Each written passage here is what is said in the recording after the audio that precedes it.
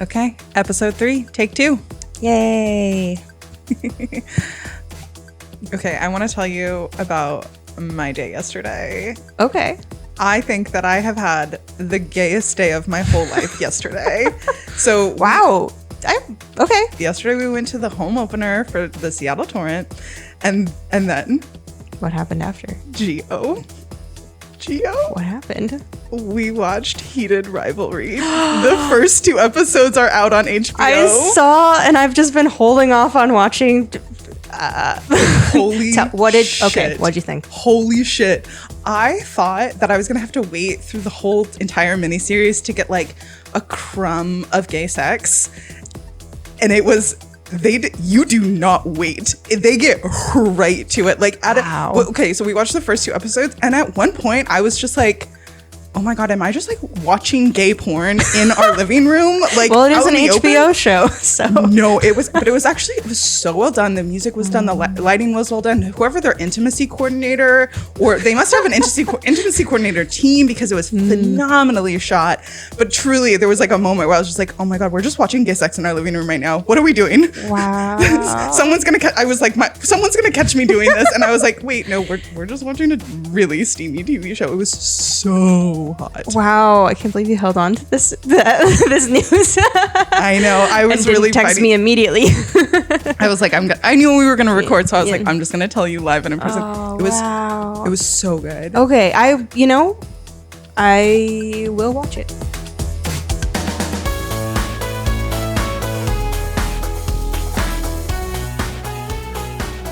On this week's episode of Good Stick Gossip, Gio and Ray reflect on their experience at the Seattle Torrent's home opener and the road to getting there. Ray chats about where hot dogs and hockey intersect for them in the PWHL. And finally, Gio gives us another update on his journey to learning to play. Our interview this week is with Allie, the executive director of a rec league in Montana. To jump ahead to our interview, check out the show notes for the timestamp. We're happy you're here, and we hope you enjoy the show.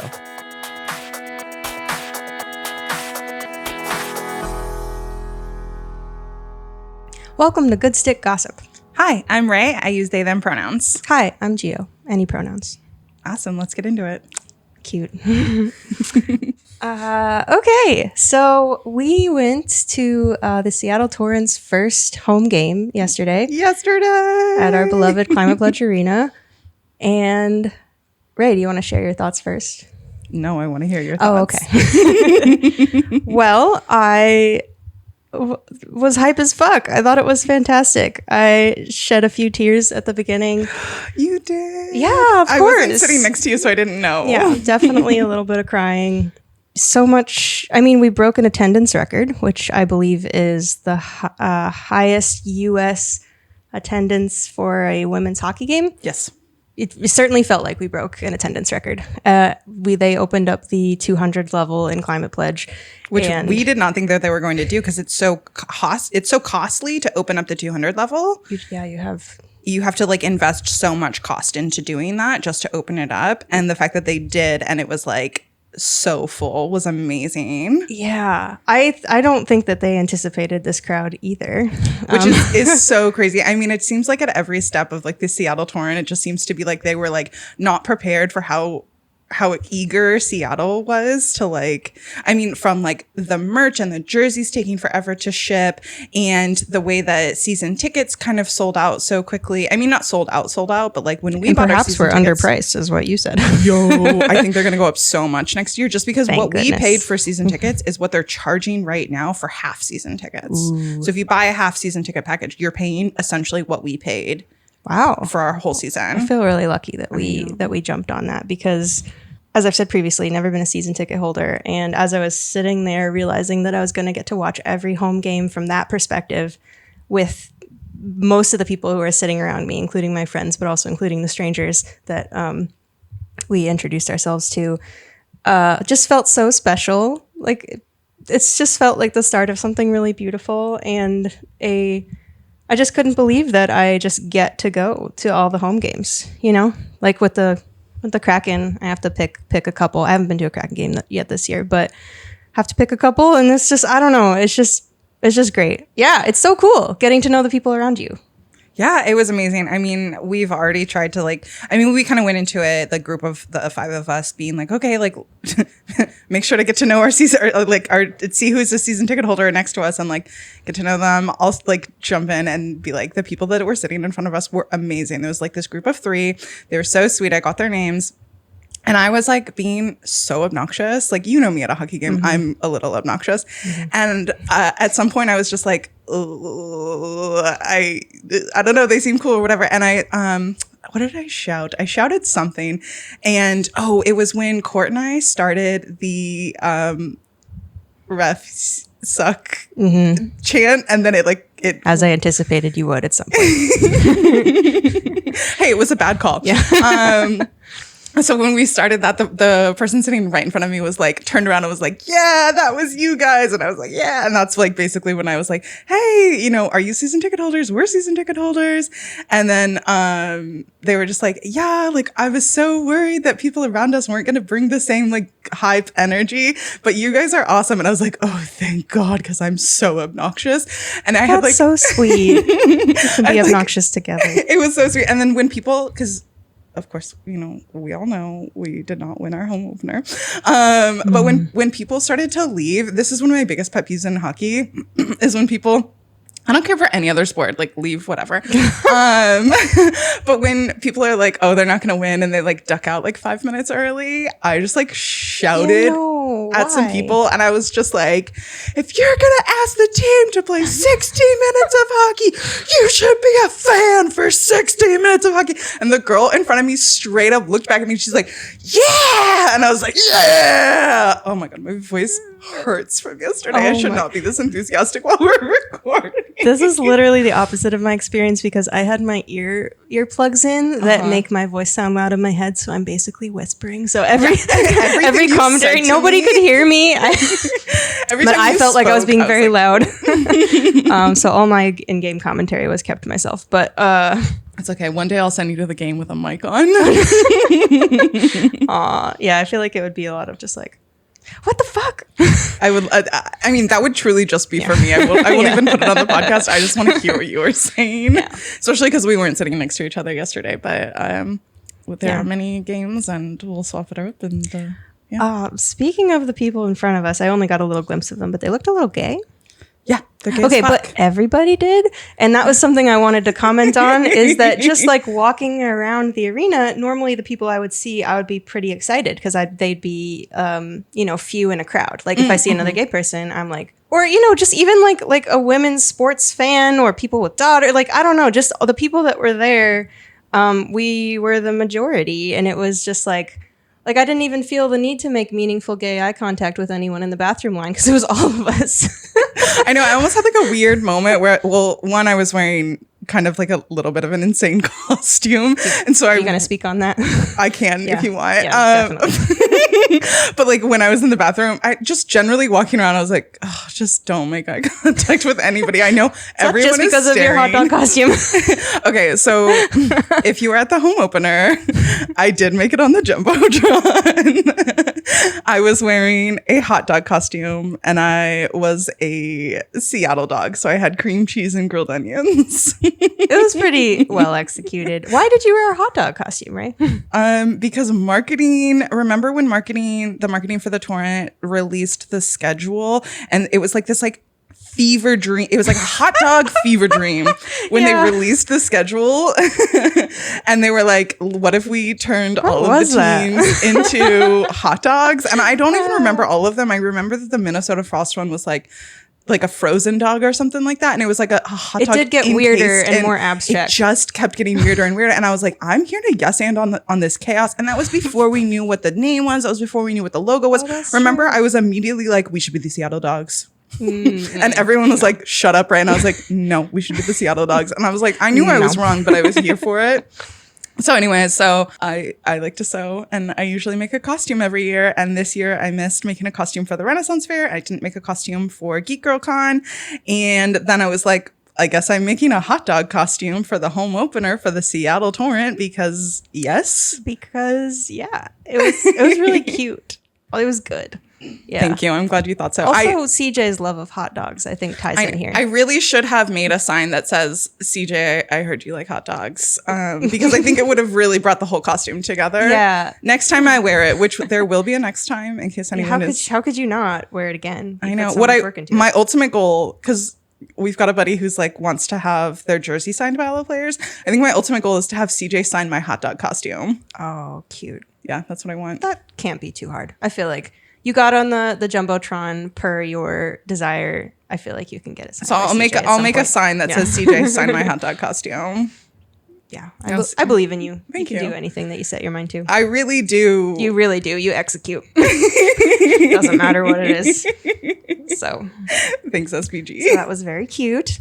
What else about the game? Yeah, so it was rocking. There were so many people there. I took the bus to the game and fellow Torrent fans on the bus. It was just a sea of like excitement. Mm-hmm. And I just felt so grateful. And it was beautiful. But like about the hockey, yeah. So there was like we lost. Womp womp. Oh yeah, we lost, but like it's okay. Seattle fans are used to this. Oh my god. Sorry. But I think even though we lost, I think that it was really exciting hockey like right from the start. Oh yeah, I don't even care that we lost. I had an amazing time. Yeah. I do wish that we had scored a goal for two reasons. One, of course, everyone wants to know the goal song, and then two, I think that the arena would have gone just nuts. Oh, yeah. We were so ready. I wanted like our franchise first home goal. Yeah. And I didn't even think about the goal song. So yeah, I thought that I would know. and I thought it was a slam dunk that I would know. So wait, speaking of songs, can we please talk about Brandi Carlile being there? As our friend said, one of the gayest moments they've ever had was getting the arena to sing The Story by Brandi Carlile. It was amazing. And also, because my dad and my aunt and uncle grew up here and Brandi Carlile is from here, they have like told me of memories that they have of like going into like little bars and seeing Brandi Carlile live before she was like really big. I hear she's doing that again. Like she's trying to go to small venues. Like she does. Yeah, that was pretty funny and moving. I feel like they did that while the refs were deliberating some long thing. And yeah, there was like a few months. I do think that the production did a pretty decent job. I think so. I mean, well, you go ahead first because you understand production. But yeah, I think in terms of like fan engagement, I think production did a really great job. I do have comments about, I feel like they flopped on the replays on the Jumbotron. That was like a really... I was about to say that. I would just wish that we had gotten to see what just happened, especially when they were delivering. They were not doing Yeah. good replays on the Jumbotron. And so what that could boil down to is that like it's their first game. I don't know what the production crew looks like. If anyone out there is on the production crew, I would love to talk to you. I would love to get you on the You podcast. want a job? Well, I mean, I would take a job. But no, I just mean like literally, I'm just curious. I would love to get a production person on the podcast. To know about it, because I work in event production. Always got that event brain on. I really do. And so one of those things is it's like they might have been short staffed. They might have just not been ready. Like it does kind of going back to just like the Seattle Torrent and like launching this team. It sort of just feels like at every moment they weren't quite ready for like something. And so I just wonder if that was the thing that they weren't quite ready for. Yeah. But I will say the fan engagement is great. I do think, and I have to like talk to more people about this, but I have always understood that you don't do the wave at hockey games.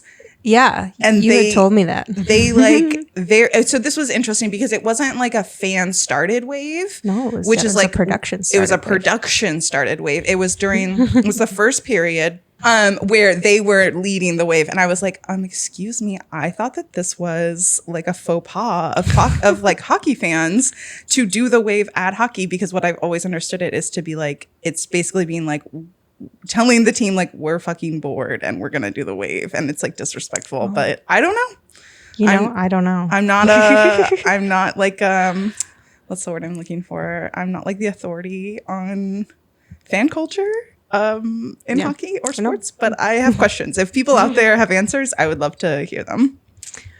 Despite the PWHL perhaps not anticipating the like how much Seattle would embrace this team, I just felt like the production wasn't what am I trying to say? Like, it felt like good. I don't know. Like, it felt like, I don't know. This is what I'm trying to say. I think that it's obvious that it was the right choice to expand to Seattle and Vancouver for the league. Mm-hmm. Yeah. When they announced that they would, I thought that it was a bit ambitious. And I know that there's like rumors about why behind the scenes, why they decided to take the plunge. But clearly it was the right decision. Like, I feel like the addition of Seattle and Vancouver brings such a like huge energy and also engagement from coast to coast now that like, yeah, huge step forward, I think, for the league. And did you see online that they are thinking of adding 2 to 4 teams next year? Mm-hmm.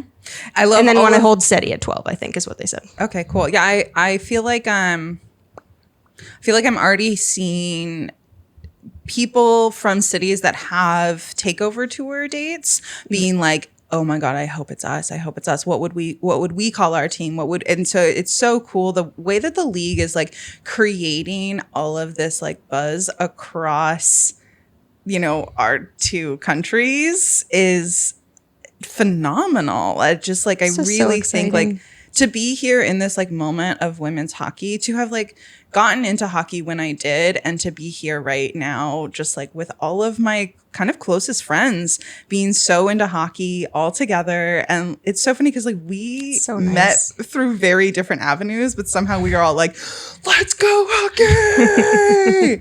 Yeah. And Court is like, they're going to have to let them fight. They're going to have to change the rules and let them fight. Well, it got pretty physical at the game yesterday. And I've been told pretty physical about all of the games from the past week. I know, yeah. So that's great. I gotta go back and watch all the other games. I loved it. The fight that happened where our player Megan Carter was on top of their player Britta Curl.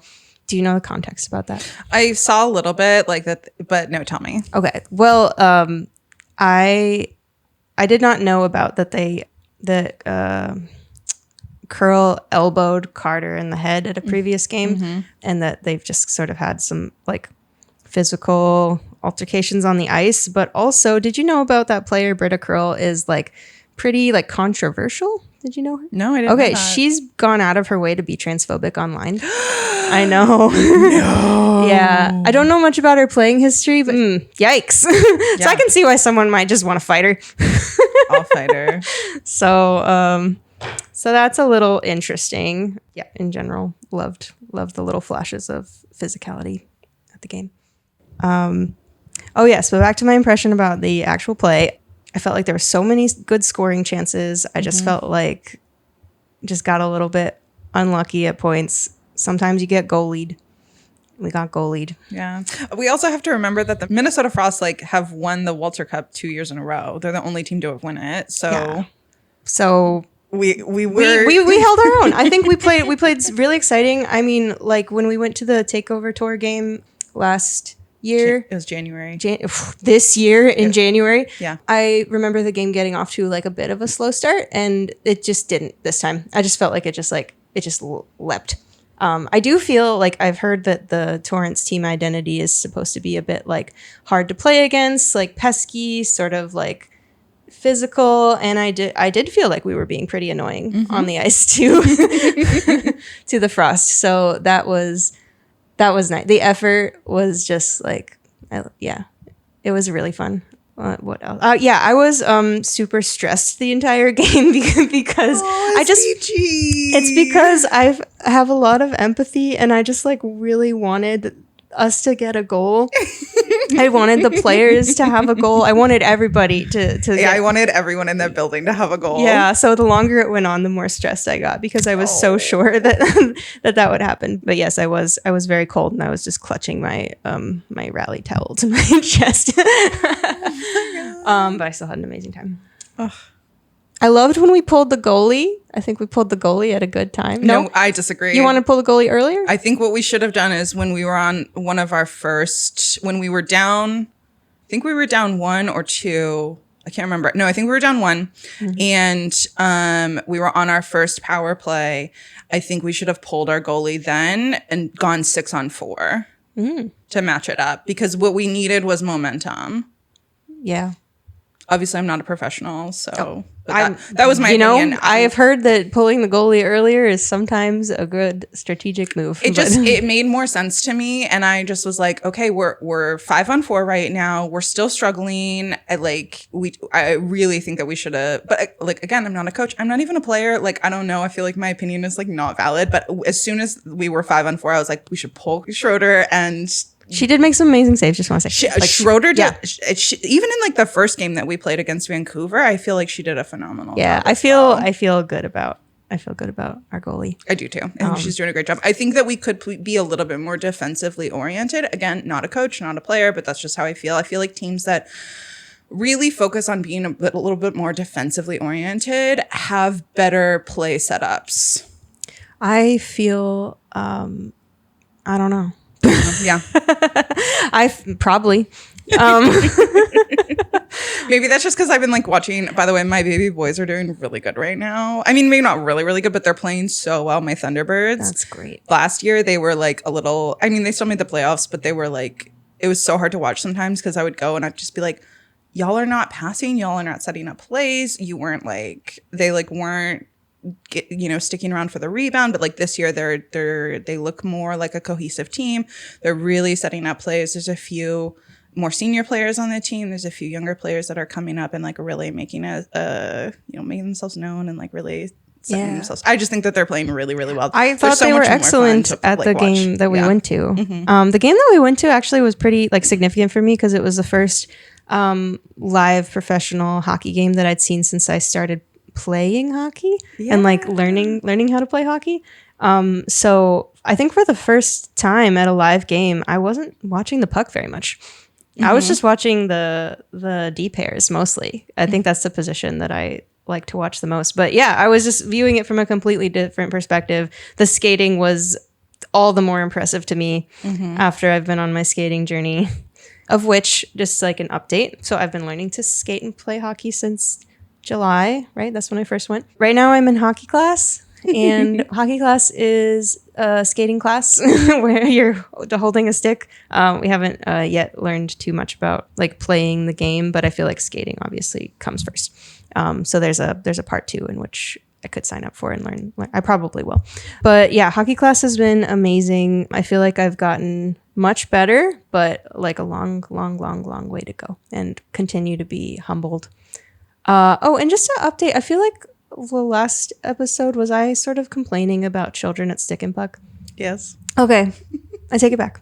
I had a really, really sweet Stick and Puck where it was like just me. There was a kid having a private lesson, and then there was a kid who I have a hard time telling children's ages, but maybe 4 or 5. Oh yeah, you were telling me about this. It was me. It was his first time at Stick and Puck, and he was there with his dad, and we just started like playing together, and I'm about the level of a 5-year-old probably. So we just took turns being in net, being the goalie, and just shooting on each other. And it felt so playful. It felt so like I'm, as a new person to the ice, I've had no opportunities to like be welcoming to other people because I am the most inexperienced pretty much always. So it was like, it felt really good to like want to build him up and like play with him. So I had a good experience with a child at Stick and Puck. And I've been really enjoying Stick and Puck in general. Yeah, I got to go with you that one day. Yeah, that was really so much fun. It was empty at a certain point. It was one other person and then they left, right? Yeah, there was 2 people when you got there. Yeah. One of them was doing a private lesson, and then one of them was kind of just dicking around. And then they both left, and there was like maybe a half an hour, 45 minutes left of Stick and Puck. And then like I just come to hang out. We were talking about it. I'm such like a tag along friend. Like if you want to hang out with me, just be like, hey, I'm gonna go do this thing. You want to tag along? And I'll be like, yeah, sure, I'll go along for the ride. And I appreciate you so much for that. I also identify as a tag along friend. Yeah, bring me on your errands. I'll bring you on my errands. Then I have so many. No, it was like so fun, and it's been really sweet to just like be like a little bit of a fly on the wall in your hockey journey and be like, that's my buddy. They're figuring it out. But it was really fun because I was like sitting in the bleachers, and then after everyone left, I was like, So I'm gonna go over to like the little the bench. little bench. Yeah. And I just got to hang out and be like, SPG, SPG, SPG. It was very nice to have your encouragement there, and also to take some videos of me for my physical therapist. Because right now I'm seeing a physical therapist that is a former hockey player. And so We should have her on the pod. maybe, actually. She's been so helpful. I feel like what I've been learning in physical therapy has been just like direct supplement and complement to like what I've been learning in hockey class. And I feel very great. Like I take my stick and a like indoor puck to physical therapy, and she teaches me how to do it in ways that aren't going to hurt myself. Yay. And yeah, it's just like it feels beautiful, reinforcing. I'm learning a lot. The thing I've been complaining about this week is that I think that crossovers are really hard. So that's what I'm working on now, and I hope that the next time we record, I'll be able to report that they're no big deal, and I can do them fine. Well, I know nothing about that. So Yeah. So yeah, hockey, beautiful. Okay, I think we miss anything that was awesome. Do you have anything you want to say about the Kraken? No. Wow. What a year has done to That's you. insane. I love them. I'm following them. But I've got nothing interesting to say right now about the Kraken. That's fine. I will point out that at the game yesterday, they did show the box that the Kraken was like in. And it was so empty. That was the thing that Ooh, I have things to say about this too. that was the thing that made the person in front of me turn around and be like, fuck yeah, that was our first like face-to-face interaction. So they showed the box for, they're like, oh, like Maybe the other Kraken players were elsewhere. I did see a photo online that it seemed like there was more there, and they just so it like showed the whole box, and it was fucking empty. It was like Jessica, Joey, Cartier, and then a girl that I don't know, and maybe a couple. Maybe another one. Yeah, but those were the only four there was 4 people in this whole box. And remember that they were there for the takeover tour too? Yes, I do remember. I feel like Joey was there also. Yes, I love the support that Joey's giving. I hope to see him wearing someone's jersey on walk-in or something. No, they did. I was waiting for the Kraken to walk in wearing the jerseys as the other NHL teams have, and they did. Okay. And I screenshotted Montour wearing it for one of my phone backgrounds. So oh my god, how many phone backgrounds? I think I sent it to you. Maybe I don't remember. There's been so much going on in the last few weeks, but yeah, I will say it was nice to see Joey. It was nice to see Jessica Campbell. But that's when I was just like, I like screamed. I'm just like, that box is fucking empty. What the hell? So many more people could show up. Like, and that's when you are so bold with the things that you. No one's hearing me except for the people around me. It's just who I am. I would love to be able to shout my opinions. One day you will. And I've got how many more home games left? We've got 12 more home games. I've got 12 more home games to learn how to shout my opinions. Yeah. Shout your disapproval of the refs when they make bad calls. But yeah, that was like, so when I screamed that was the first time that the person in front of me turned around and was like, yeah. And I was like, I'm so glad you two have each other. Oh, wait, I want to talk about the people sitting next to me. Yes. Is that they were definitely a hockey family. Yeah. And I think had daughters in hockey and had a lot of fun things to say. Also, I enjoyed listening to them. She had such a beautiful smile. Like, we made eye contact a few times. And when we walked in the first time, and they were sitting there when we went and found our seats for the very first time, because I think you maybe met us there a little later. But as I was walking by, I was like, hey, are you season ticket holders? We're season ticket holders. Hey, neighbors. So I'm just like, you know me, I'll talk to anybody. So. Yeah. But it was very sweet sitting next to the hockey family because it made it feel really cozy. And also I have a niece in my life that I hope ends up playing hockey. So it was influential. Geo. I love little girls playing hockey. I went to public skate a while ago, and there was like a little gang of them being like obnoxious, and I loved it. It. They were just flying around. That's amazing. Being really cool. And just little girls. So yeah. Well, I think that's a good place to, yeah. And hockey's for girls. Yes. Also, the Torrent name is fine after hearing it be chanted I like it. It's fine. I had to go through a couple days when it was announced of being like, oh. You mean when it got leaked? I read online somewhere that was like, I'm never trusting the PWHL with my secrets. Oh, I thought that was such a funny thing. Yeah, I saw that too. Okay, yeah, I like it now, especially. I knew that I would have a change of heart as soon as I heard 16,000 people say, let's go Torrent. I've warmed up to the name. And little girls' voices saying, let's go Torrent. And their little signs with their squiggly handwriting. And, okay, so I love it now. Torrent, your logo still sucks. No. Okay, the logo, yeah. Well, at least we get a rebrand on the logo in a couple years. You know, the name's here to stay. We're not changing the name. That's okay. I can live with the name, but well, yeah, just look forward to that rebrand. Years. Yeah. In a few years, we'll get a logo rebrand. Thanks for sharing all your thoughts, Dio. I had such a great time at the game yesterday. I just to be here in this moment with my friends, with this, the home opener attendance of 16,000 people. It just feels so incredible to be here in women's hockey in this moment. And having not grown up with it, it's something really special. And I'm just so grateful to be here right now. I wholeheartedly agree. Thank you for being there with me and matching enthusiasm.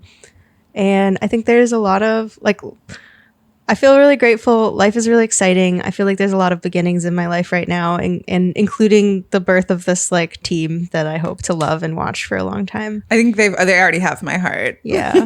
Speaking of, in the interview that you're about to hear, which was recorded at the end of September, we speculate about what the name might be, and I express real high hopes that we're going to be awesome, and I'll stand by it.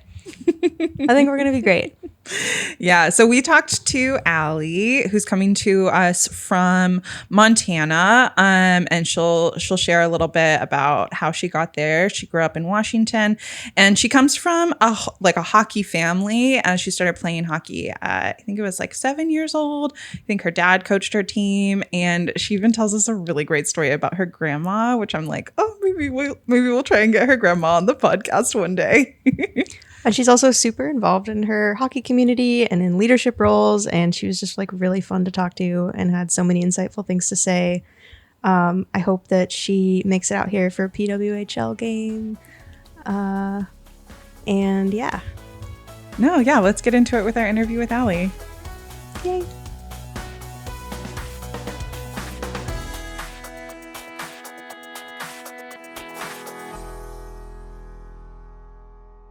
Hi, I'm Allie. I use she, her pronouns. I'm in Whitefish, Montana currently. Thanks so much, Allie. We're so happy to have you. Where is Whitefish, Montana relative to Missoula, which is the only place I know?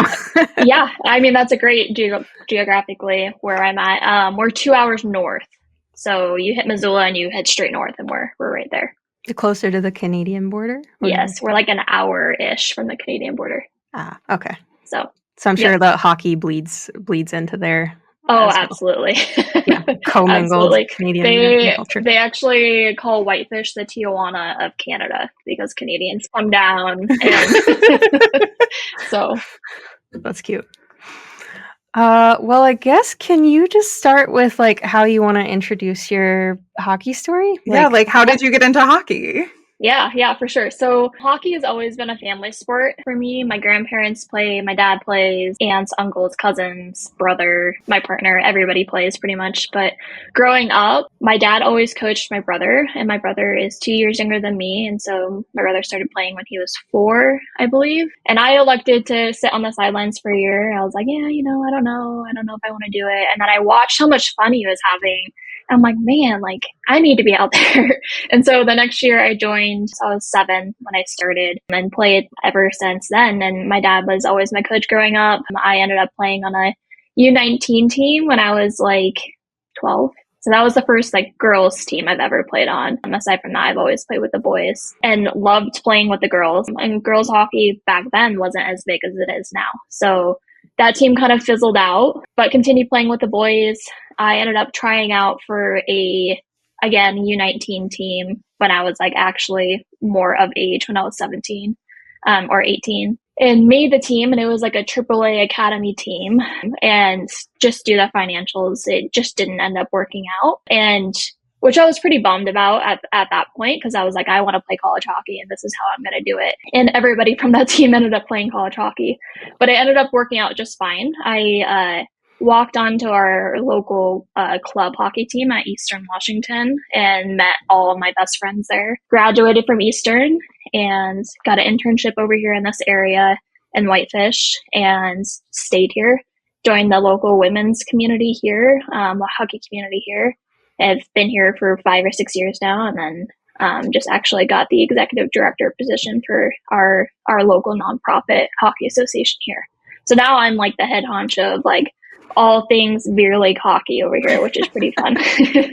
That's amazing. Yeah, congratulations. So it sounds like you've had hockey sort of laced into your life since you were a young child. Oh yeah, absolutely. Yeah, hockey has been like my whole life is revolved around hockey in some way. All of our family vacations tended to be around like hockey tournaments. So yes. Did y'all ever take any like actual vacations even when you were at the tournaments, or was it truly just like traveling to go do tournaments as like a family? We did do family vacations as well, trying to at least give us a little bit of free time away from the rink, as much as we love it. But for the majority of our trips, it tended to be like a family vacation after a hockey tournament, or we went to a fun place for the hockey tournament and just kind of made the most of it and made it into a fun trip. But yeah, in general, it's usually revolved around hockey. Oh, that's so sweet. So with being from Eastern Washington, has your family been there for like a long time?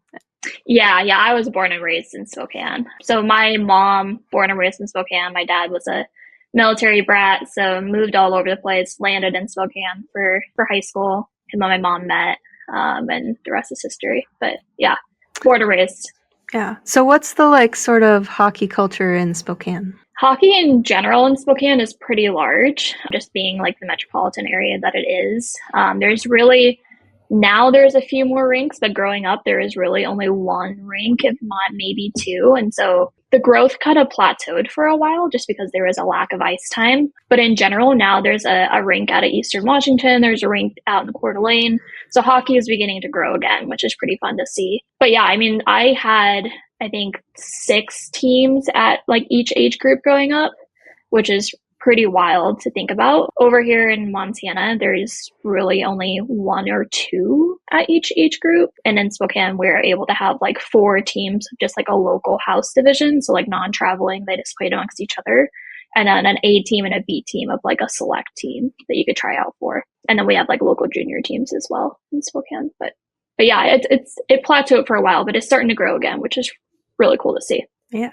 Okay, cool. Good to know. We're over here in Seattle. I'm from Florida and raised from California. So it's just interesting to in Florida, there isn't much of a hockey culture. So yeah. I'm always curious about people who grew up more north and what that's like. Yeah, and Spokane too, like as kids, we have a junior team that plays in the WHL that plays against like the Thunderbirds and Everett and all those guys. Oh yeah, I love the WHL, so yeah. I'm like familiar with the Spokane team. Yep. So like they also really promote youth programming and youth sports, youth hockey, I should say. And so like these kids growing up, going to these games are like, oh man, I want to be them growing up. So like that really helps too, like having these like older individuals for kids to look up to inspire to be, and then they get into hockey and so on and so forth. And then parents get into hockey because kids get into hockey, and or vice versa. And that's sort of the role the Thunderbirds played here before like Seattle NHL came too. Mm-hmm. So that makes sense to me. Totally. My next question for you is, so you said that your brother got into playing hockey. Were your parents into hockey at all? Like how did that start for your family? Yeah, so my dad played hockey growing up as well. When him and my mom met, my dad played on like the high school team, and my mom's dad was actually the coach, which is kind of funny. That's so wholesome. And he hardcore tried getting her into playing hockey, and same with my aunt, whose husband also plays hockey, and they get cold too easily, I guess, and they've always been a no. But both of their parents play hockey. My grandpa and my grandma played hockey growing up, and yeah, and I would say that my grandma is probably my biggest inspiration of getting into hockey. Just seeing another female get into what back then was viewed as a male dominated sport really just like showed me like, man, okay, I'm a girl and I can do it. Like I can compete with the boys. And so my grandma played for 30 years before she had her fair share of injuries. And it was like, yeah, no, I gotta stop. But before then, nothing held her back. That's But so cool. yeah, she was always my biggest inspiration, and she still misses it, and still like to this day will come occasionally and watch me play, and watched me play growing all the way up, and yeah, it was fun. I want to talk to her. Yeah. I'd love to know more about her story. That sounds awesome. Yeah. Cool. That's so sweet that it, like hockey's truly like been such a family affair. Like you mentioned already that, you know, your sort of family vacations were sort of like hockey based. And that's so beautiful to like understand the whole scope that it really like, you know, your parents, your aunt, your grandma. Oh, that's so sweet. Yeah, even we would go up to Canada. I have Canadian cousins, and my aunt and uncle that are up there. The uncle that plays, cousins who play. They just Canada. There's lakes and rivers and rinks everywhere, right? And so we would always go up there for Christmas, just to always have a promising white Christmas. And Christmas Day, every morning we'd go out and skate on their pond and bring nets, and it was like a whole like. My aunt and my mom would always come down with us, and the whole thing. So that sounds so warm and sweet. And yeah, it was awesome. Yeah, just beautiful surrounding the game. Yeah. Yeah. So I guess, okay, so hockey was ingrained in your life from an early age, but like when you started to learn yourself and like really get into it, what was the thing that was like the spark that you were like, this is for me, I want to do this? Honestly, I was always very competitive growing up, even before I started playing hockey. So I always tried to find something that gave me that, something to allow me to get that kind of energy out, I guess, and something to continue to challenge me. So the fact that I always had to play with the boys growing up, like that was always the challenge. Like I'm a girl, I can compete with the boys. And like once I started seeing that I was able to compete with the boys and like strive, I'm like, okay, you know, I'm going to continue to strive, continue to get better. And then I always had to be better than my brother. That was always like the thing, right? He was always better than me, even 2 years younger than me. He's always been better than me, but it was always the thing. I was like, okay, well, this year is not going to happen. Were you the only girl on most of the teams you played on before? I was, yeah, primarily the only girl. There were a few teams that, like, as I got older, more and more girls started playing. So there were a few teams that I had multiple girls on our team, which is really cool to have like another friend there. But for the most part, yes, I was the only girl. Did you experience any like pushback or difficulties, like even like logistically or socially, like integrating there? Or like what were the challenges?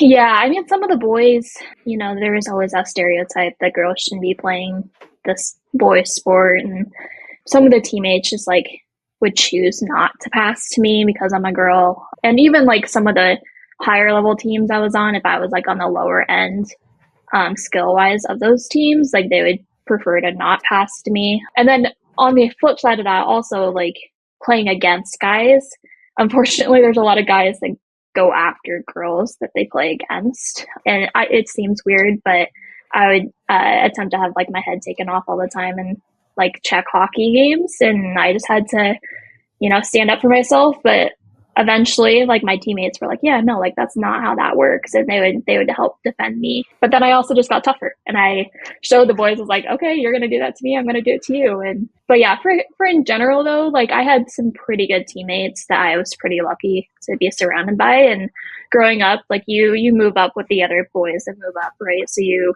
tend to play with like the same people, and so we've just grown friendships over the years. And I was lucky, but a lot of girls that you guys may talk to probably weren't as lucky, but I did have my fair share of different discrimination in different ways there. Yeah.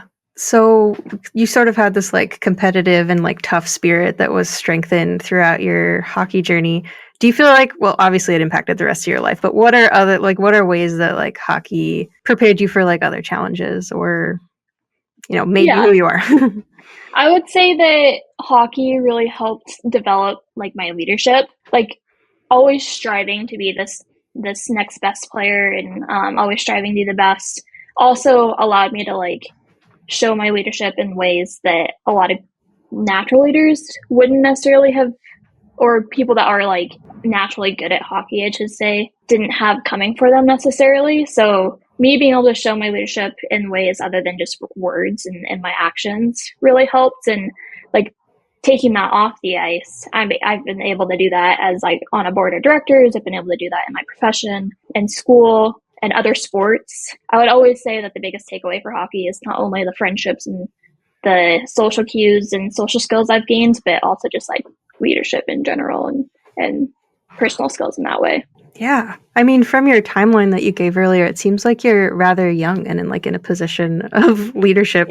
Yeah. Where you live. Yeah. What's it like being young and like not young in general, Yeah. but like what's it like being young and in holding this role? Yeah. Yeah.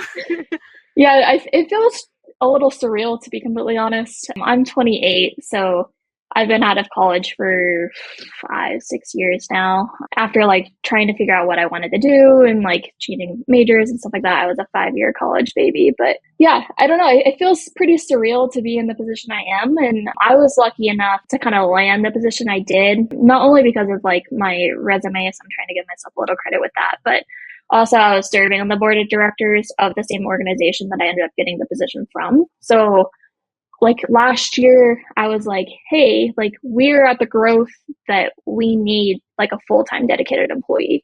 Like a lot of the admin work was not only on like our contractors that only work like part-time, but also a lot on volunteers, and it was burning our volunteers out, and me being one of them. And I was like, we need something. Like we can handle it. Like we're now at the point, we've been around for 20 years. This fall marks our 20th nonprofit status year. It's like, we need somebody. And so I threw it out there. I was like, hey, like, I think that we need this position. And they're like, okay, yeah, like make a proposal. I made a proposal. They're like, okay, we're going to do it. And at that time I was like, I don't want to do this. Like, this is not like, I shouldn't be around the ring 24/7. But then the more that I thought about it, I was like, why wouldn't I want to be around the ring 24/7? Like, that's my passion. So that's where all my skills come from. Like I said, like the leadership roles and the social cues, and it's been my life. So why shouldn't it continue to be my life? And so I applied for it, and they had like over 30 applicants from all over the country, and I somehow landed it. So I'm like, shoot, okay, well, here we go. So it was pretty surreal, and wow, it's been awesome. I've been in the position for 5 months now, so it's pretty new still. But like I said, I served on the board of directors and pretty much did all of that work anyways as a volunteer. So I've been around in the organization for 3 or 4 years now. So it doesn't feel like it's new to me, but yeah, it's surreal. That is so badass that you just like advocated for the creation of a position and saw the need for it, and then you're doing it. Yeah. I'm like, okay, well, I guess I'm doing it. So you really are full-time hockey now. Like that is your job. Hockey. Yep. That's full-time. So cool. Yeah. That like what a not dream. only in my profession, but also like in hobbies. Like I do all the admin work, I do all the scheduling, all the billing, all the programming, stuff, like all the promotion. And then I will log off at 5 and I'll go to the rink for my beer league hockey game that night. So it is everything. Yeah. And what do your vacations look like right now? Are they still hockey based? Yeah, honestly they are. We'll occasionally go on different trips that aren't necessarily hockey based. Like we do go on a fair share of trips for like tournaments and stuff like that, taking teams and or like coaching. But usually even if we go on a vacation, we try to hit an NHL game or a PWHL game, like something. So still hockey is somewhat involved, whether we like it or not. We're like, shoot, we're addicted. Wow. What position do you play? Just curious. I play center usually. Center. I've played for a long time though. I play with and against women that have like just started too. So I tend to get put wherever they need me to be put, aside from goalie. Goalie is like the only thing that I can't do. But I'll play defense occasionally too. But center is like what I would prefer. Yeah. Cool. I am just starting learning hockey myself, and I just started learning how to skate in July, and I'm hoping to join like the local beer league once I get off the wait list. But yeah, nice. Yeah, that's awesome. In Seattle? Yeah. Nice. Yeah, so that's cool. Did you have a next question? No, I'm sorry. I'm still Just having a good time. I'm just having a great time right now. Well, hold on, wait, just to back up on your story real quick. How did you join the board of directors in the first place? You just wanted to? Yeah. Honestly, like I served on the board of directors for the women's community in Spokane before I moved over. And then I moved over, and I've always had this like drive to want to be in some kind of leadership role. And so I was like, hey, like I'm a new face, like I'll sign up for a year or so and then be like, do you guys need anything? Like, is there anything I can do to help? And they're like, yes, please, like come help. And that, yeah. So then you get voted in, you get nominated to get voted in, so on and so forth. But yeah. So I was just like, how can I help? Like, I want to be involved in some way. I have the time to give back, so let me. Yeah, and this like strong drive to be in community sounds like it was just like baked into your life from the beginning. So For that sure, makes for sense. sure. You arrive somewhere new and like want to do that. Yeah. Yeah. Yeah. And like I could see like that the community was trying to grow, but was just struggling to have the manpower to allow it to grow. And so like seeing this capability or this opportunity, I should say, I'm like, man, guys, like we can do it. We just need like extra manpower, extra bandwidth to be able to make it happen. So that also drove me too. And then like also as soon as we came over, me and my partner came over, they were looking for strong females that would be willing to coach as well, coach youth girls. And so we got asked our second year or our first year over in Montana to help coach the local high school girls team. And ended up coaching with like one of our best friends now, who's from Wisconsin. And yeah, we were pretty successful, and it was really cool to give back in that way too, in the youth scheme of things, not just the adult scheme of things. Yeah, I was just about to ask about your time coaching, but also that you mentioned having a partner. Did you meet your partner through hockey? I did. Surprisingly. Yeah. Surprisingly. Yep. No, we actually played on the same U19 team together in Spokane. And then she graduated high school, went and played college elsewhere, and then ended up transferring back to the same college I was in. So I walked into the locker room expecting to not know anybody on like my first day of practice. And I walked in and I'm like, I know you. And I just like clung to her. And yeah, the rest is history. We were like best friends. And then, yeah. But yep, all through hockey. That's sweet. Best friends to partners. Yep. Now wife too. Classic yeah, gay love story. Yeah. Yep. With the sports as the backdrop. Exactly. Doesn't get any better. So you guys coached the same team or different teams or same team? Yep, the same team for a little while there. I ended up needing to take a step back just emotionally. High school girls can tend to be a lot sometimes, and so I stepped back for a year, and then I was like, okay, I'm gonna get back into coaching, and I ended up coaching the U12 like little girls team last year, and now my partner and I are stepping back, and we're like, okay, we're gonna have a winter to ourselves. Reset, not completely burn ourselves out from coaching, go back in a few years kind of thing. But yeah, we coached for 3 or 4 years, if not 5 years. So time to step away for a little. You mentioned that your teams were pretty good, that they won. Yeah, something. Will you brag about yourself? Yeah. Why was your team so good? And well, I will say it's not just to start off. I will say that we walked into a chunk of skill already. They just needed some discipline and somebody that hold them accountable for some of their shenanigans that they were getting away with. So we walked in with our buddy, and we ended up in our first year winning state, and then came back a second year, won state again, and then that next year I think they took third. That's when I wasn't coaching. But that was like a rebuild year. Like that was like insane that they even got that far. Last year they took second, another rebuild year, and then we'll see what they do this year. But yeah, and then my U12 team took second in their division too. So all in all, I will say like it's not all because of us. We definitely helped. We definitely played a fair share, but we had some pretty skilled girls that we walked into as well. Did coaching come naturally to you? Did you have any like previous coaching experience or just like a lot of hockey experience? I would say a lot of hockey. My leadership skills also helped a lot, and I've always been kind of in a leadership role like through work. So I've always kind of like had to onboard people and coach people through like careers and stuff like that. So that helped a lot. In general, though, not a whole lot of coaching experience. So just kind of relied on the natural knowledge to get me through there. Yeah, it seemed to work. So Yeah. hell yeah. Let's see. Oh, something I wanted to ask is that both in your like playing career, and I wanted to ask about your like fan experience of like professional teams. Are there any like special games or moments that you remember that stand out? That's a great question. I will say this is going to sound really dumb. No, never. Because beer league hockey is not life, but at the same time, it can be life sometimes. We won. So in Whitefish, we have like a local tournament that we host every year. That's like, it's called an open tournament, an open division. So teams from all over bring their best teams they possibly can from their regions. And so we played against a team from Missoula, Bozeman, Spokane, up in Canada, so on.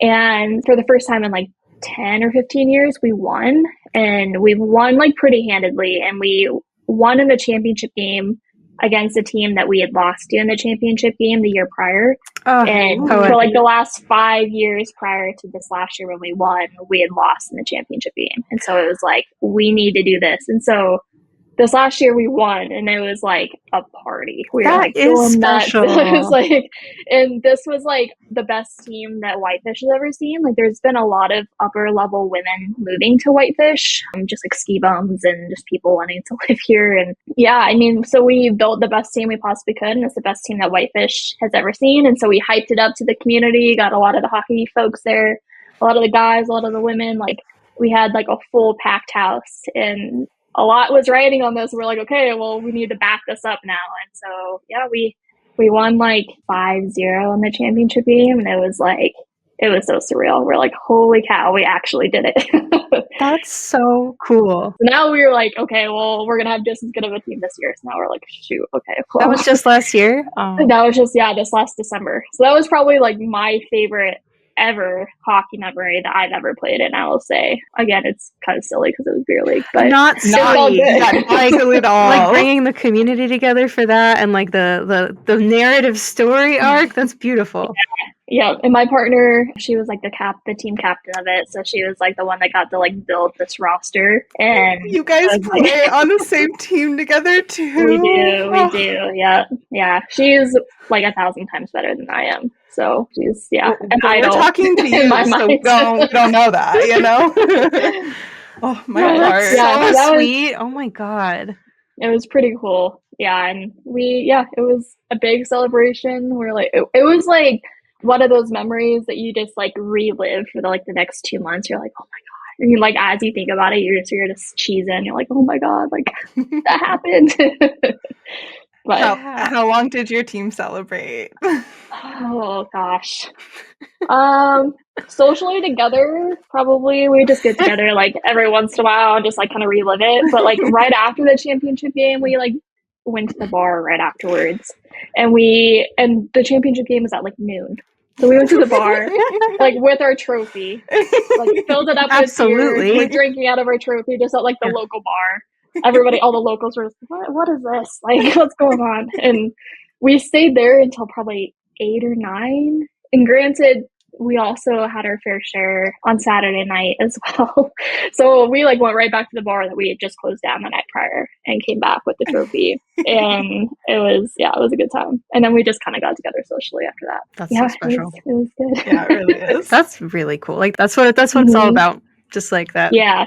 Pride and like in that. to get, I will say to get in the championship game too, like there's always a team, like year after year, we always play against them. And year after year, they always like have a better first and second period than us. And so we tend to be down in the third period. And this is the second year in a row that we've battled back and scored within the last 5 minutes of the game to go ahead. So like, I think both years, the last 2 years, we were down like 3-1 going to the third period. And I think it's like the same thing that happened. We scored with like 6 minutes left to make it 3-2 or 2-3, and then scored with like 2 minutes left to make it. We pulled ahead at that point, so it made it, 3-2.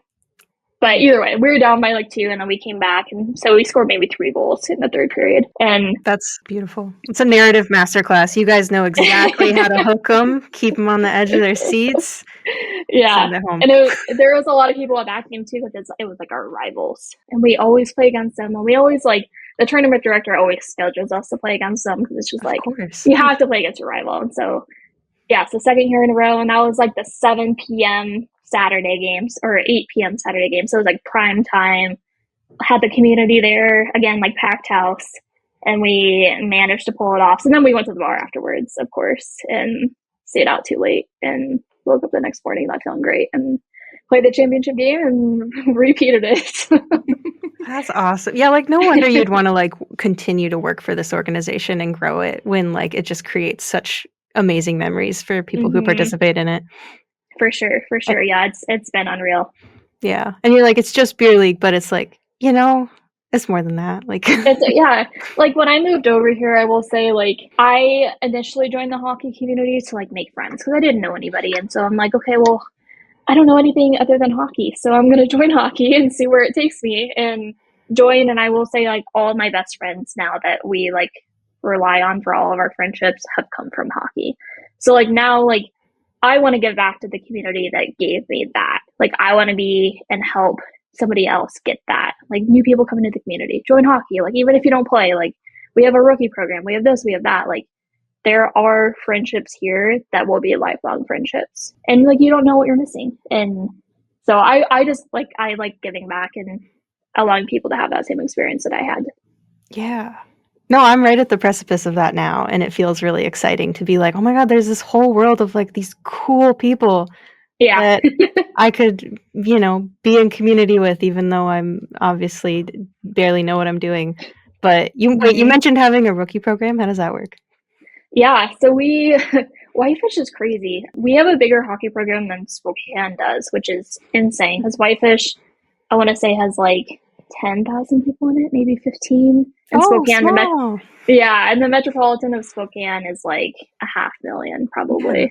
Yeah. And I say Whitefish, and it's like our whole valley. So that's, I mean, our whole valley is probably 60. I'm kind of pulling that out of my butt, but probably 60K.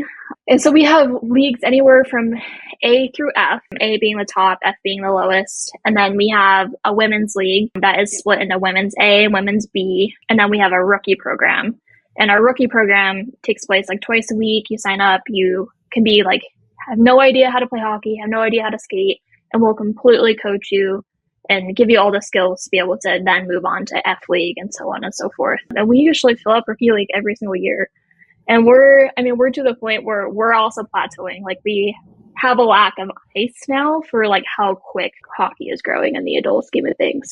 And youth, honestly, because we share the rink obviously with the youth kids. But yeah, so a really cool rookie program. A lot of associations regionally can't say that they have that. So we really try to promote it, and it's a great asset that we have. Yeah, it's like a whole onboarding funnel to like keep it going. I don't even think Seattle has anything like that. I mean, there's like learn to play classes, there's leagues and stuff. Yeah. Also in Seattle we have like they play too far, so I haven't looked into it, but we have a queer league also. Awesome.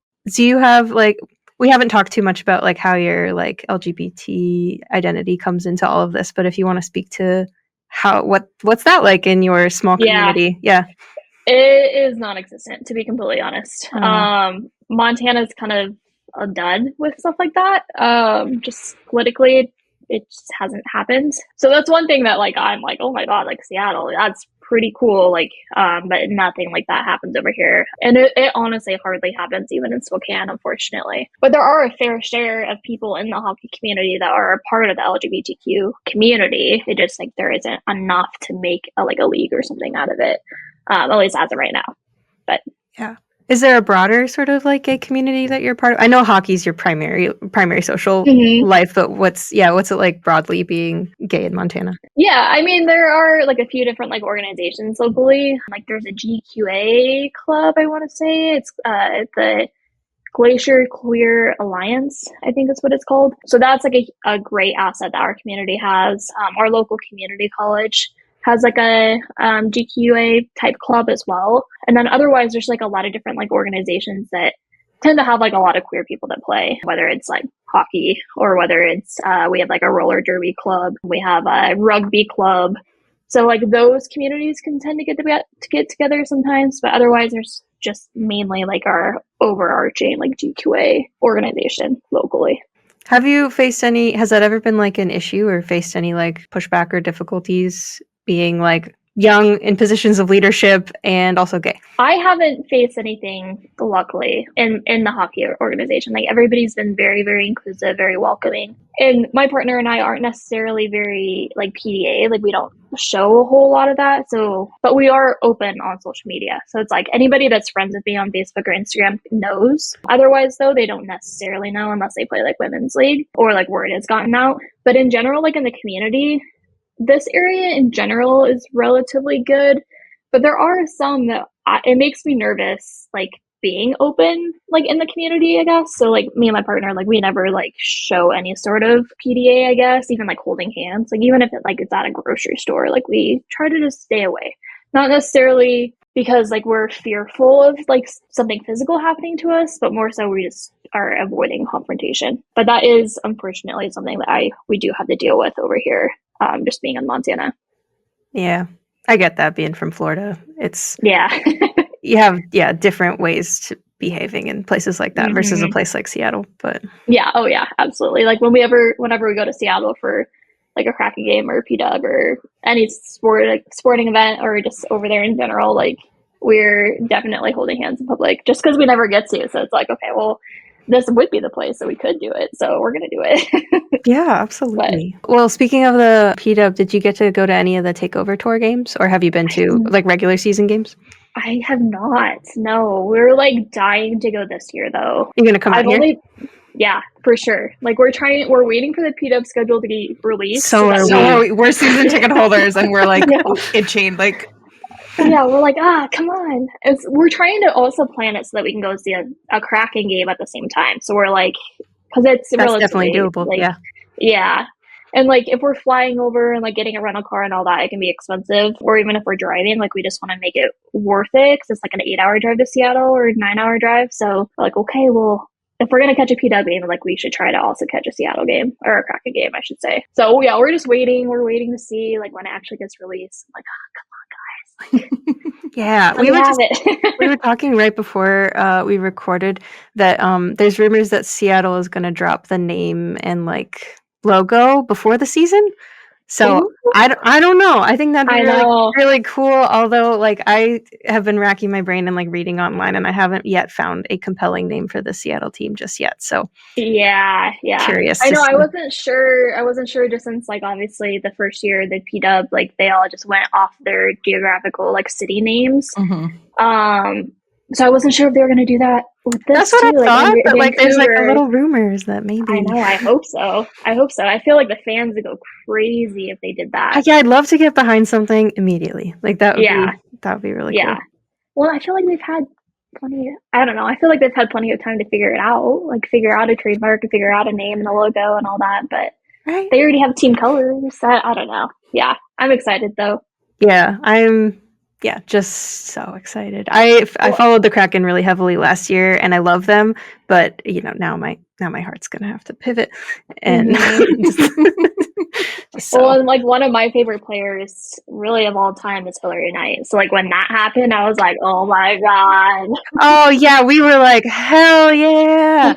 I think that Seattle's gonna win this year. I just have a feeling our team's pretty stacked. Like, yeah, they're looking pretty good, I will say.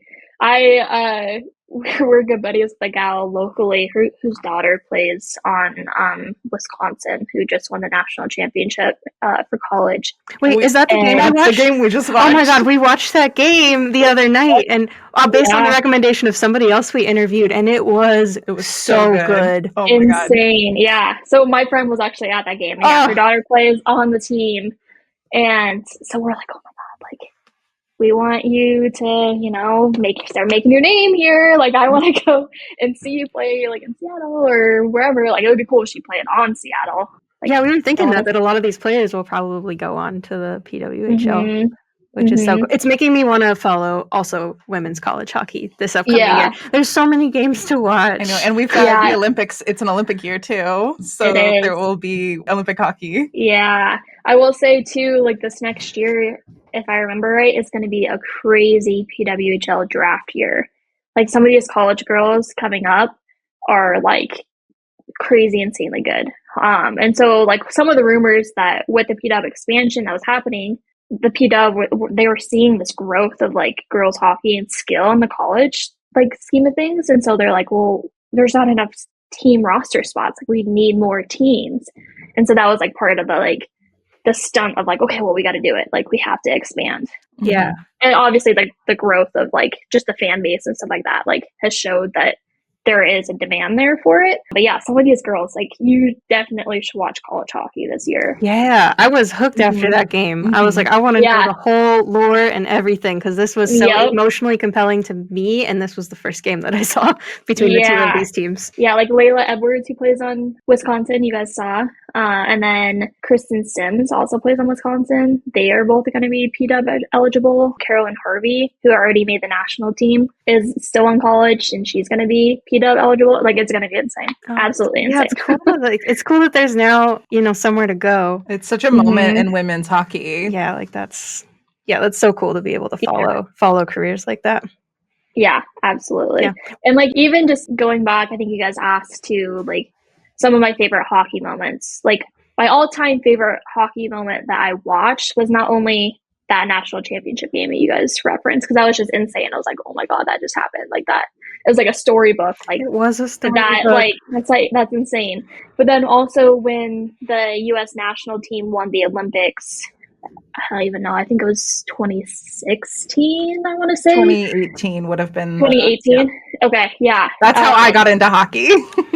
Yeah, against Canada, and it was like the shootout in Lamoureux, I think, was the one that had the game-winning goal, or it was something insane.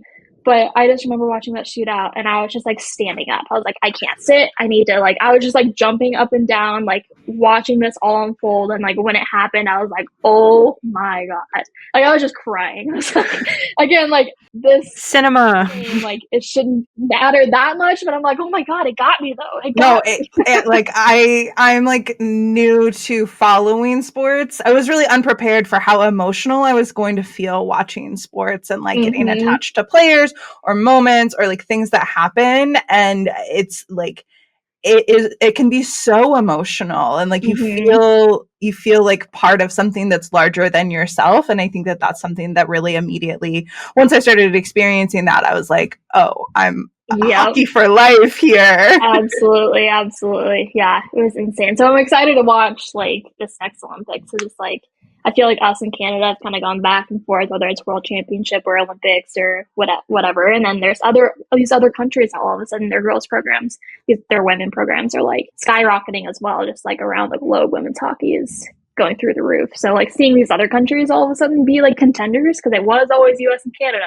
And now all of a sudden there's like Sweden coming in and Finland coming in and whatever, Czech coming in. What a great time. It's a great time to be into women's hockey. For sure. It's bright. Yeah, my question that I was going to ask, were you surprised when they announced Seattle and Vancouver as the expansion teams? I was and I wasn't. We were going to go to that expansion, or what those games were in Seattle. Yeah. Takeover, thank you. We were going to go to the Seattle one. And just scheduling didn't work out, unfortunately, because of hockey. And it was great. So we were super bummed, but like, yeah, we heard it was just like unreal. And then we saw like the different attendance that like Vancouver had, and then we had, and then like all these other cities had, and we're like, oh, okay. Like, I feel like this is also their test of like, is the fan base there?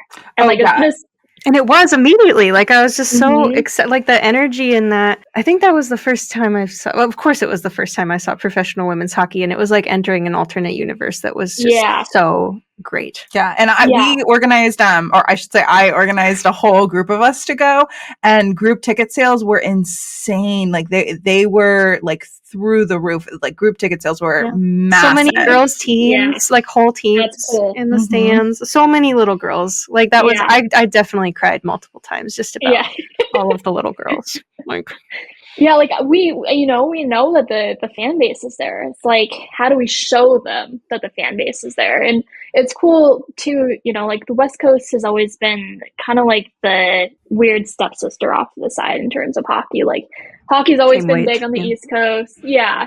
And has always been big in like the Midwest and like all those states. And like, the West Coast, it's been getting there, and as of late, it's like again skyrocketing, all this growth, and so it's cool to see that it's like actually being represented and actually like acknowledged that hockey is big now. Like hockey is here too. Like it's not just over there. Like it's here too, and so and like not only kind of like to wrap this all back together, like growing up in Spokane and seeing these junior hockey players playing, and these young kids are like, I want to be like them growing up. Like now that Seattle has and Vancouver has these teams, it's like, well, it's only going to get bigger. Like the girls community is only going to get stronger, and it's I don't know, it's really cool to be at that like that starting ground of seeing where it's going to go from here. Yeah, I mean, that's what got me, because the Kraken fan base is still so young that it feels like it's still forming, and there's a lot of excitement in the city. I think a lot of people who are not from here are just like, oh, the Kraken, whatever. Like they're like an inconsequential team, but we really ride for them out here. Like, yeah. Like even when we're not doing well, the games just have amazing energy, and yeah, Seattle, we watch like almost every single game, or we try to. Do you have a favorite player? Well, yes. And is it Brandon Montour? It is. I feel like I am like Me too. saying this. I'm like, I feel like I shouldn't. I love Montour. Is it because it's only his first year? Is that why? Because yeah, well, I loved how he played on Florida, and I was like, hey, but I really don't like the guy. Like, I just don't like playing against him. But then I was like, but he'd be good if he was on our team. And so like just when that trade happened, I was like, oh my god, okay, that's my new favorite player. Like I just like his style of play. I like Vince Dunn a lot too. Of course, he's beautiful. And I have always been a fan of Everly, but Everly's my second favorite guy. Yep. Oh, he's great too. I was so sad he was out for most of the season, but that didn't stop him from rocketing to be my favorite guy. Like he's just got that presence. But yeah, Montour's great to watch. Like even early on, one of the first couple of games, he stood out to me as just like really elevating the team. I was pretty bummed when Bjorkstrand got traded. I really liked him too. I was like, okay, I gotta understand as like a new team, like they're gonna make some crazy trade, just trying to rebuild and get a good base. I know some other ones are gonna move too. Like I already know who the trade pieces are for like the upcoming couple years, but there's a lot of young guys coming in that are pretty good. Yeah. I don't know if you guys remember Kyler Yamamoto at all. From like season remember 1. The name? Yeah, or maybe season 2. Yeah. He is born and raised in Spokane. I actually went to the same high school as him, so we obviously watched. Oh, that's cool. Yeah. You're probably really stoked for him. Oh yeah, no, it was really cool to see him play like for the local team. Yeah. And before the Kraken, you said that you followed a different NHL team? Yeah. Again, this is like a little bit of judgment probably is going to come my way. Oh, we're not here to judge. Ever since I was a kid, I swear to God, ever since I was a kid, I loved the Chicago Blackhawks. And it was because my grandma loved them. Like she was born and raised in Minnesota. And so you think like Minnesota would be her team, but because all of her siblings liked Minnesota, she's like, no, I'm not going to choose Minnesota. I'm going to choose Kids do that. I noticed that kids like teams from cities that are not even close by. It's really cute how they just like cool logo or like whatever. Yeah. Oh yeah. Just wait for this one. Yeah. So Chicago's always been my team, and I feel like then they like went on this huge like cup run, right? And I'm like, oh, now I'm just like this bandwagoner, whatever. But I still follow them, even though they suck. Like I still watch them. That shows. I hear it's tough out there now for fans of Blackhawks. Yeah. Yeah, and then my partner. Funny enough that you say that, she picked a team based off of team colors and logo and stuck with it, and has stuck with it ever since. And it's the Columbus Blue Jackets. And I'm like, Columbus Blue Jackets? Why? Why? But we still watch them too. That's like part of the fan, I think, experience is sometimes a team chooses you and you don't choose a team, or even if you're like a kid and you're choosing a team. And I know people, and I've had a little bit of experience where sometimes a team just speaks to you and you're like, well, I guess I like them now. Yep. Yeah. I mean, between Chicago and Columbus and Seattle, it can be a little rough at times. But Seattle hopefully is up and coming. Wait, wasn't the Winter Classic this year Blackhawks versus Blue Jackets? No, I think it was Blue Jackets in Detroit and Red Wings. Oh, you're right. Yeah, that is what. Did the Blue Jackets win? I think they won. I don't know. They did win. They went. Yeah, they scored with like 3 minutes left. I remember. I think, and then off of like a borderline potential penalty that should have been called, and it wasn't called, and they scored, and we're like, oh, we don't really like Detroit, so we're stoked on it.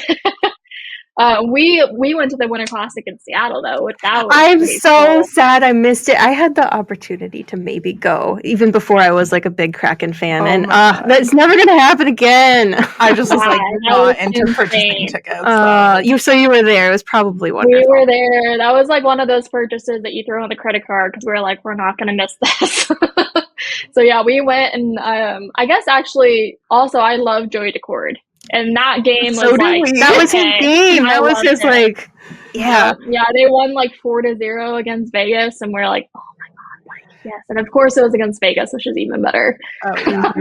Oh yeah. Did you I don't know if you have, this is like slightly off topic, but I think it was like HBO Max has like the Road to the Winter Classic. They did this whole, I don't know if they produced it, but they own the like, restreaming stuff. You can still watch it.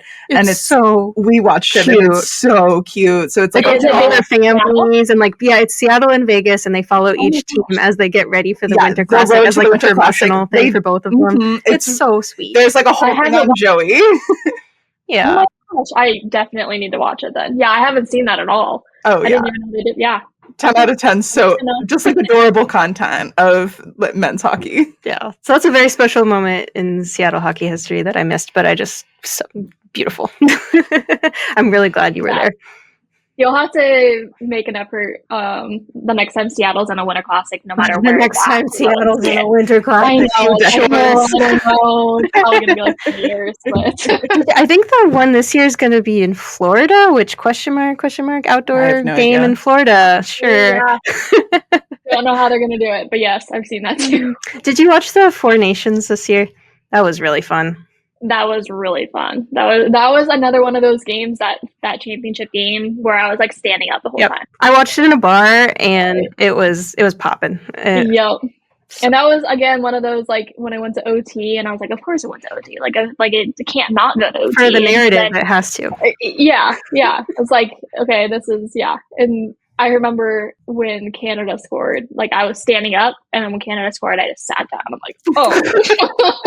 I was rooting for Canada. I'm Canadian also. Yeah. So yeah, that was a really triumphant moment in the bar where everyone was Team USA, and there was just a couple of us like. Yep. Yeah, that's always fun. No, it was really cool, and I hope that they continue to do it. And from the sounds of it, it sounds like they want to keep doing it.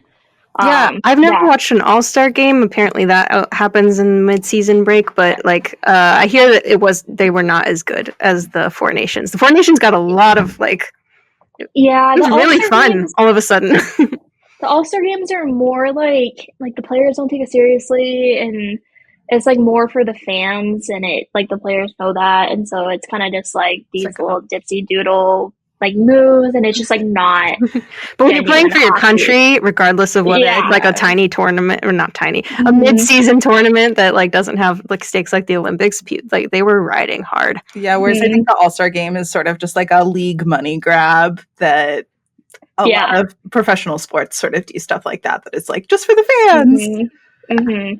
Well, and like just like these nationalities going back and forth, like. Canada has always said that it's like their sport. No offense, it's like their sport, and so like as like U.S. citizens, we're like, oh man, like we're it's our sport too, and so it has always been this rivalry, right? And so like no matter if U.S. sucks and Canada is great or vice versa, like the games are always close, no matter what. They're always close, so it's always so much fun watching them, and it's cool. Like even like you said, this kind of like smaller tournament in the middle of the season that was kind of just like. Thrown together, but like not as big as like a world championship or like the Olympics. It was like just as big. Surprisingly great. Yeah, I was. I don't think anyone realized how like how hard it would go. Yeah. Okay, wait. I had a couple more questions before we let you go. Thank you so much for spending this time with us.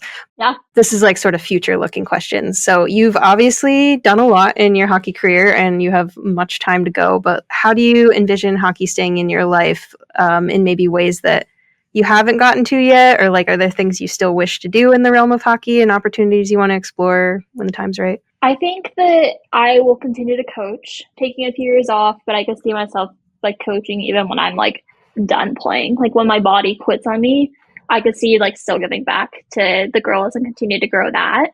But otherwise, I am gonna ride it out as long as I possibly can. I I'm still young, I'm 28, but I go to probably 7 or 8 tournaments a year, not counting our local one. You should come to one in Seattle. We totally should. Do you guys ever come to Seattle? We don't go to many tournaments over there just because of the drive, but I've had multiple people say that we should do the Pride tournament, and that usually. I was about to say maybe you could get a team for that because it was a really cute vibe. Like I really liked it. Yeah. And it always happens on my birthday too, like right on my birthday weekend. So I'm like, oh, okay, well, maybe I can. You're a little pride baby. Yeah. So something like that would be really cool. And then continuing to go to like bigger NHL games. We happen to be down in Vegas for a bachelorette party, and they were a little too intoxicated after a drag show and went home, and we were like, whoa, it's playoffs. Let's see the game. And so this year, you went to playoffs? It was the year that they won. So 2023, it was the final round of playoffs. They were playing against Florida, and it was like game 2. And all of our friends were like, "Okay, you guys need to." We were like, "You guys need to go home. You guys need a nap." Like it was a bottomless mimosa bar, and it was. So my partner and I looked because we were like, well, we know there's a game tonight. Let's just happen to see if there's tickets still available. And we looked, and there were tickets, and we're like, oh, those are steep, but we're here again. Those one of those you throw it on the credit card because you're not going to do this again. And we happen to already be there, so we went to that. But like just taking some of those like spontaneous trips or like spontaneous just like decisions, we're like, we're not going to do this. Like, this is like one of those like bucket list items that like if we didn't happen to be here, or like if we didn't pull the cord and we're like, okay, well, we're just going to do it. So we're just being like more spontaneous with like some of those bigger games, and just, I don't know, trying to take it one day at a time, but trying to also live life and go to those cool games and ride it out as long as I can. Yeah, I personally want to try to go. I'm not going to achieve this, but I would like to see a game in like every home barn. Mm-hmm. So far, it's only just been Tampa Bay Lightning and here, but like I want to go see a game, and be cool. Life is long. Yeah, plenty of hockey to come. Mm-hmm. Yeah, I would love to. Not only go to like take our fair share of like trips to like PW games, but also like. This March, we're more than likely going to go to try to catch the collegiate national championship games that are held at Penn State, and then just like NHL games too. So like not necessarily just like, pin it down to just like one league, but like our world is open to anything. Yeah, now that you're not coaching, you got this time to travel and see more hockey. To see more hockey. Yep, exactly. I think we have one last question, which I feel like you've answered in almost every answer, but if you want to just like sum it up, sort of like what's the most rewarding aspect of hockey for you? I think friendships, honestly, like continuing to, gain more and more friends, more and more lifelong memories with friends, whether it's on the ice or off the ice, or whether it's hockey related or just like going over to their house. Yeah, just like continuing to make those memories just with friends, not just hockey, just in general. And hockey has always given me that. So I, just give back to the sport that gave me so much, and friends. Yeah, I've noticed through the people that we've talked to and just in general that people who like women in hockey have this enthusiasm and want to share it as much as possible, like really invested in growing the game, growing viewership, growing like all the way up to the top of the league. So it's just been like, it's been really welcoming to get into hockey, especially through connections with women. So yeah, definitely like like I said before, you know, I all my friends have come from women's league, or just like the rink in general, and like giving back to the sport that gave me that is pretty crucial, but also just like allowing other people to have that same opportunity. Kind of like what you were saying, like people don't realize what they're missing out on, and then they do it, and they're like, oh my god, and then they start to like obsess. You know, they start to obsess over the sport because it gave them so much, not just because of the sport, but like their friendships, and then they're like, oh, now I really like the sport. So then it's going to grow, like, especially if it's a lady, you know, like if she has any kids and they're going to play hockey and the daughters play hockey, and it's just like a never ending cycle, right? But yeah, giving back so much to the sport. And then like, especially women who have like played for a while, like we've seen it grow into this like immaculate thing. That must be such a great journey. Yeah. It really is. And it's so like so inspiring to see like all of our work that we have put into it, like grow and blossom into what it has, which is like even more inspiring to continue to give back to it, right? So it continues to blossom. But it's pretty cool to see how much it's grown. Yeah. Yeah, that's what it's all about. Mm-hmm. Yeah. That's wonderful. Yeah. Thank you so much for talking to us. There's just so many great things that you said that's, really resonated with me. Yeah, thank you for the opportunity, guys. I'd love, when we're in Seattle, I'll hit you guys up. I was just about to say, please hit us up. We would love to see you for a P-Dub game. That sounds great. Awesome. All right. Oh my God. Thank you so much. Hope to talk to you again. Yeah. Good luck with everything. Sounds good. Yeah, whatever you guys want. Yeah, I'd love to know how your year of like being the executive director goes. I'd love to follow up with you later. Yeah, that sounds great. That sounds great. Well, thank you guys. Wow, our interview with Allie was just incredible, and I don't really quite know how to sum it up in like an eloquent way. She just was so inspiring in the way that she came into, you know, her community, and the way she just like is involved and just constant. It seems like she just at every step of her life she was like, yeah, like let's, you know, how do we community build? How do we be part of something that's like larger than ourselves? And I think that that's incredible, and it's just amazing. And also, I'm just so grateful that she wanted to talk to us.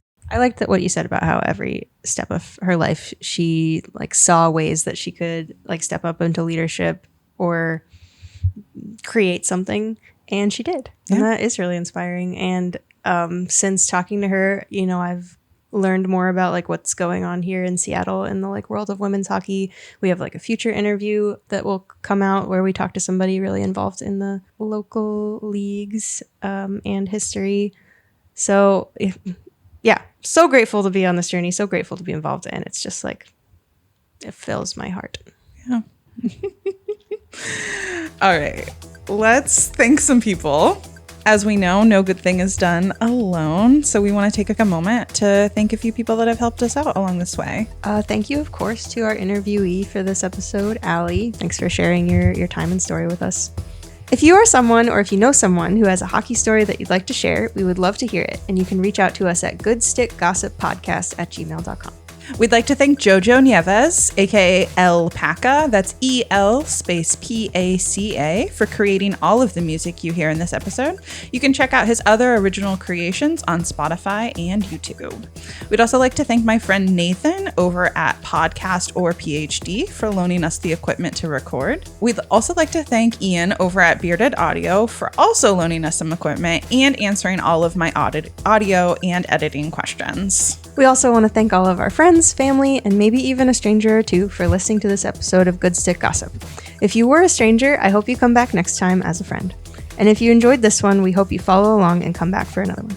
I just want to thank you, Gio. You bring so much to the table that like I could never do. And I think that you're phenomenal at interviewing people. I think that you're wonderful. You're such a warm and beautiful presence in my life. And I'm so grateful for our friendship.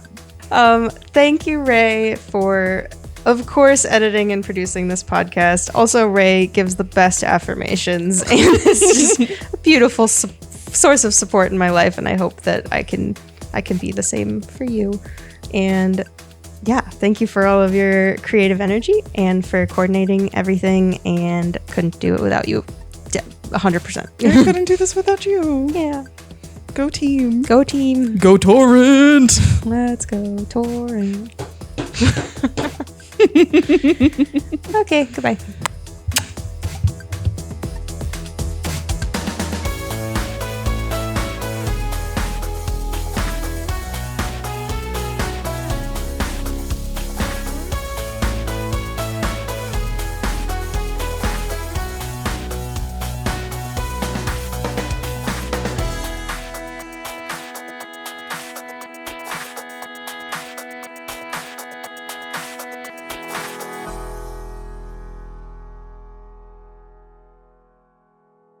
Oh no! You cut that. Okay, I'll cut that.